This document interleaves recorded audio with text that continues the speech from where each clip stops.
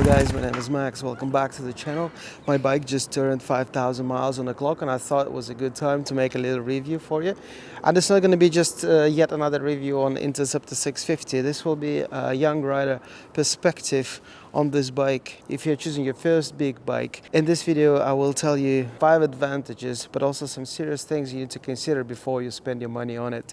So stay with me, and without any further ado, let's get into it.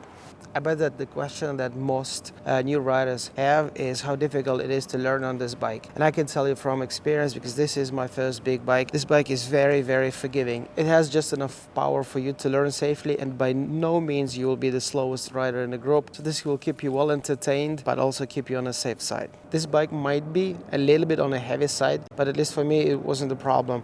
With my height, I am 1 meter 75 centimeters or 5'8", 5'7". I cannot flat-foot it, but it wasn't a problem. This bike is very forgiving for new rider mistakes. Just don't forget to take the wheel lock off.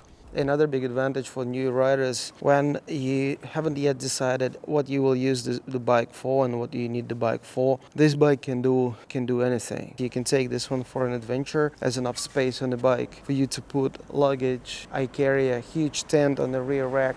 You can also take this bike on a couple of days trip. Perfect for commuting. I can easily go through very congested London traffic. You can try different riding styles and then choose the most appropriate next bike for you. Next advantage was the decision factor for me. An advantage is so many things you can change on this bike, and all the accessories are very available, not expensive. Like me, for example, I changed the headlight, the front mudguard, the handlebars, the indicators, the exhaust. I added the saddlebags. I have the new seat, I have the new rear indicators, the new taillight, the new mudguard, the new suspension, and there's more upgrades coming. So if you are interested in Royal Enfield customization, definitely subscribe to my channel, because I'm sharing my experience, my wins, and also my mistakes. You start with the blank canvas. You can start with more laid-back Interceptor, or you can go for more aggressive, more sporty Continental GT, and then you can turn into something that perfectly satisfies your taste. Going next, this bike is not expensive to run.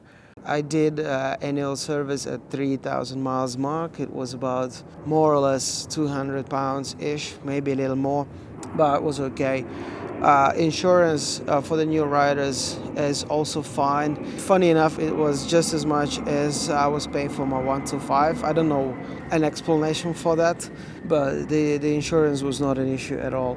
There's nothing more to say. It's just not expensive bike to have, to maintain. Well done, Royal Enfield. And to finish the list of advantages, I will put the reliability. There's a lot of opinion, let's say, on the internet that these bikes are not reliable. While in my experience, this bike did 5,000 miles just fine. Nothing ever happened. And eventually things break down. Eventually something stopped working, but I'm pretty sure that this bike will be inexpensive to fix. There's lots of garages, there's lots of parts. It's also a simple bike to work on, and if you are mechanically skilled, then definitely you can try fixing the bike yourself. Now let's talk about the other side, and let's start from the elephant in the room. So obviously 47 horsepower is not a lot. And I know in the beginning of this video I said that this is actually an advantage for the new rider. At the same time, let's admit it, it's not a lot, and you can get used to this amount of power quickly, and it keeps you wanting more. So you end up thinking about performance upgrades on the bike, and same happened to me. And I started with simple tweaks like adding a less restrictive exhaust and the air filter and the fuel management system. That didn't help too much performance-wise. The major performance upgrade I did that really affected the performance in a good way was reducing the weight of the bike.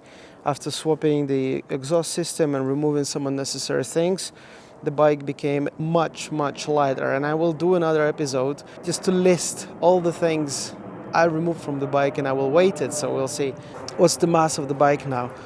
Admittedly, this bike is a bit heavy. I wouldn't say that this is too heavy for you to handle, but it's a bit top heavy. And also, I'm not struggling too much. Sometimes when you are parking the bike, maneuvering the bike, you can feel that if you lean it a little bit too much, it wants to go down. The other bikes I tried, MTS7, XSR 700 for example, they are much easier to pull around. As soon as you start moving, you don't notice it, but when you're stationary, you kind of feel the weight of the bike. I think after I removed all the heavy unnecessary parts, the bike is roughly 200 kilos, which made it slightly more enjoyable.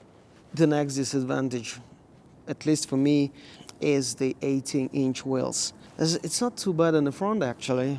I think it is very, very proportional, and it definitely keeps and maintains that classic look. It is the rear wheel that are mostly unsatisfied wheels. Well, I'm confident that the engineers who designed this bike, they're all smart and they knew what they were doing. But in my opinion, the rear tire just looks a little bit too narrow. And a lot of people fix that by putting a wider tire, maybe 150 on the back, but also it makes the wheel bigger. And because of the very narrow rim, I don't think you actually get the full advantage of the 150 tire.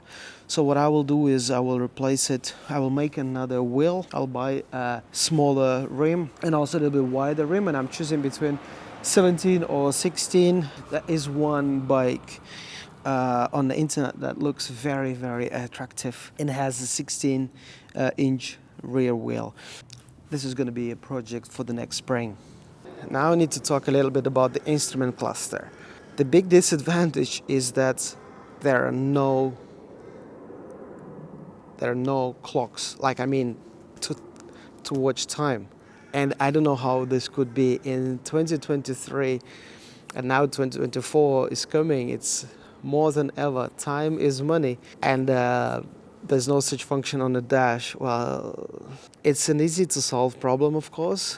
You can add the small clock, put it somewhere on the handlebars. But the reason why they didn't include just a simple watch on the dash has no explanation.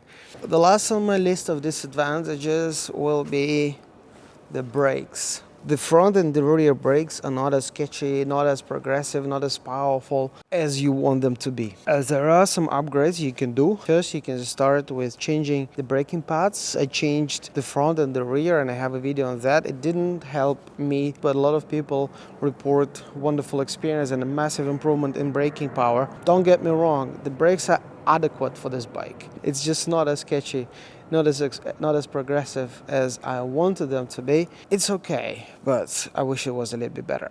All right, let's summarize.